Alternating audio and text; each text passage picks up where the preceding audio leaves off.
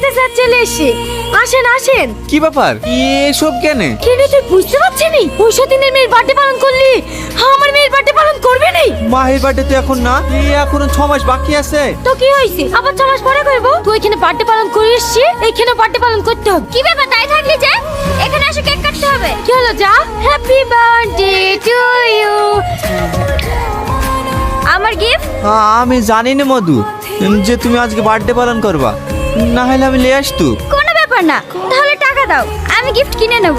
বিশ্বাস কর মধু, আমার কাছে 1 টাকাও নাই। আমাকে ম্যানেজার 2000 টাকা দিয়েছিল, সেই টাকাটা আমি ওই মুসলিমাকে দিয়ে এসেছি। তোমাকে আমি অন্যদিন গিফট কিনে এনে দেবো। অন্যদিন না, আমার এক্ষুনি টাকা লাগবে।